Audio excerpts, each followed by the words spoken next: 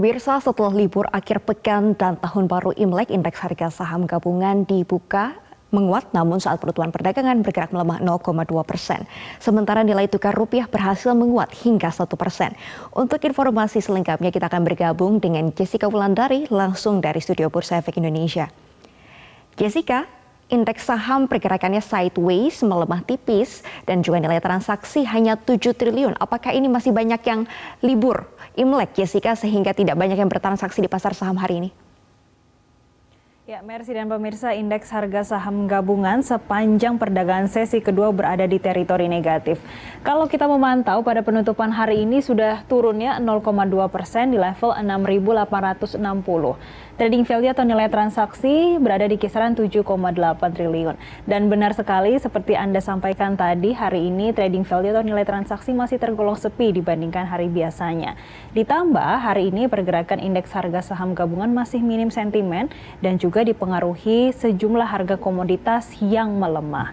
Mercy, kalau kita pantau untuk secara sektoral, pergerakan indeks harga saham gabungan melemah dipimpin sektor kesehatan yang turun 0,48%, sektor energi turun 0,39%, infrastruktur juga minus 0,4%, dan industri yang terkoreksi 0,19%. Sedangkan di satu sisi kami juga melihat dari sisi top losers dan juga top gainers LQ45. Untuk top losersnya ada Indo Tambang Raya yang melemah 2,28%, padahal sebelumnya sudah menguat signifikan hingga 4%, Mercy.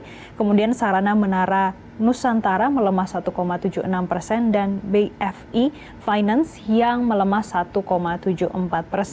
Sedangkan untuk top gainersnya kami pemantau ada Medco Energy yang menguat 5,77%, Bukalapak juga menguat 4,65%, dan Elang Mahkota yang naik 3,41%. Kalau tadi kita sudah melihat dari sisi top losers, top gainers, dan juga sektoral, pergerakan indeks harga saham gabungan secara fundamental juga dipengaruhi penurunan harga sejumlah komoditas.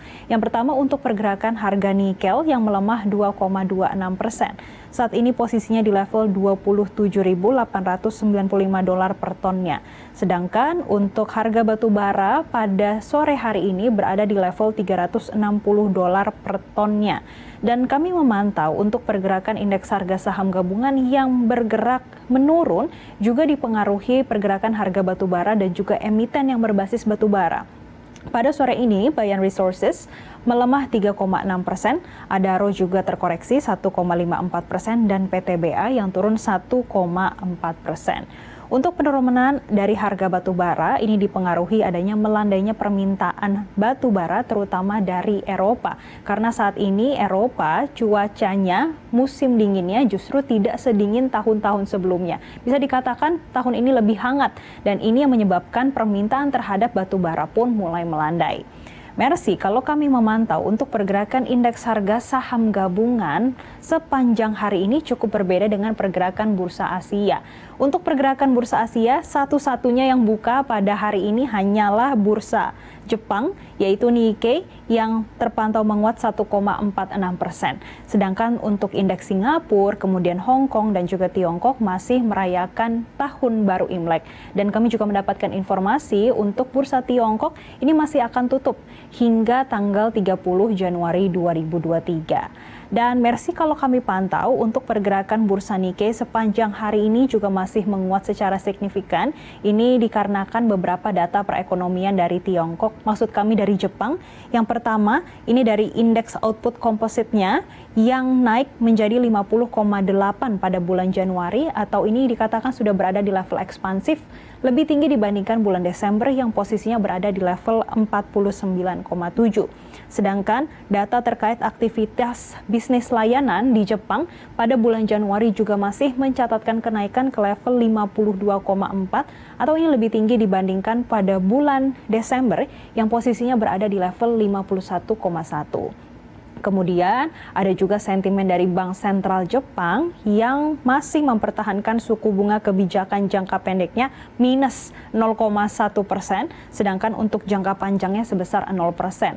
Dan kami juga memantau untuk sisi inflasinya, yaitu target inflasi dari Bank Sentral Jepang masih berada di level 2%. Dan sentimen ini yang menyebabkan pergerakan bursa Jepang masih menguat secara signifikan dari pekan lalu hingga saat ini. Dan untuk pergerakan indeks harga saham gabungan yang masih minim sentimen, ini besok diprediksi akan ada di rentang 6.840 hingga 6.910. Mercy. Ya, Jessica, IHSG melemah karena harga komoditas juga mengalami pelemahan dan berpengaruh pada saham-saham komoditas. Nah, berbeda dengan nilai tukar rupiah yang justru menguat signifikan hari ini, bahkan kami memantau sudah berada di level 14.800. Apakah betul, Jessica? Dan sentimen apa saja mempengaruhinya? Betul sekali, Mercy. Untuk pergerakan nilai tukar rupiah ini cukup berbeda dengan pergerakan indeks harga saham gabungan. Karena pergerakan nilai tukar rupiah sejak tadi pagi hingga saat ini terus mencatatkan penguatan. Tadi pagi masih berada di kisaran 15 ribuan. Pada sore ini sudah berada di level 14.884 atau ada penguatan sebesar 1,27%. Penguatan terhadap nilai tukar rupiah ini juga dipengaruhi adanya penurunan pada indeks dolar yang sore ini melemah 0,23% di level 101. Sedangkan secara fundamental memang ada beberapa sentimen yang masih mempengaruhi pergerakan nilai tukar rupiah sehingga nilai tukar rupiah berhasil menguat hingga 1% pada sore hari ini. Yang pertama terkait para pelaku pasar yang masih wait and see, terutama pada rilis PDB Amerika Serikat di kuartal 4 tahun 2022 yang diprediksi analis ekonomi di Amerika Serikat akan mengalami kenaikan sebesar 3,2% pada kuartal 4 tahun 2022.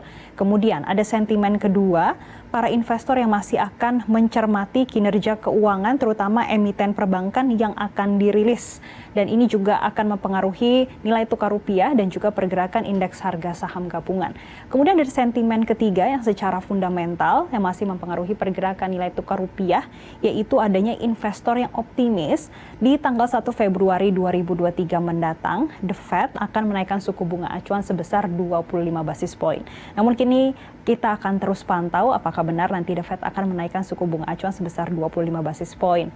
Dan maka dari itu untuk pergerakan nilai tukar rupiah besok diprediksi akan ada di rentang 15.015 hingga 15.175. Sementara itu untuk pergerakan harga komoditas, Mercy, masih seperti nilai tukar rupiah, pergerakan harga emas spot dan juga emas antam menguat, ini dikarenakan adanya indeks dolar yang melemah ke level 101. Yang pertama ada emas spot menguatnya 0,69%, posisinya berada di level 1.941 dolar per troy ounce-nya. Sedangkan untuk emas antam sejak tadi pagi hingga saat ini masih mencatatkan penguatan 0,2% sehingga posisinya berada di level Rp1.037.000 per gramnya. Kemudian kami juga memantau pergerakan harga komoditas lainnya, yaitu pergerakan harga minyak mentah dunia. Pada sore hari ini, harga minyak mentah ini kompak melemah. WTI melemah 0,11%, posisinya di level 81,5 dolar per barrelnya, sedangkan Brent pada sore ini melemah 0,25%, posisinya di level 87 dolar per barrelnya. Untuk pergerakan harga minyak mentah dunia sendiri, ini dipengaruhi aksi profit taking diambil para investor setelah menguat signifikan pada pekan lalu. Demikian laporan kami dari Bursa Efek Indonesia. Kembali ke Anda, Mercy. Terima kasih Jessica Wulandari untuk laporan Anda langsung dari Bursa Efek Indonesia. Selamat kembali bertugas.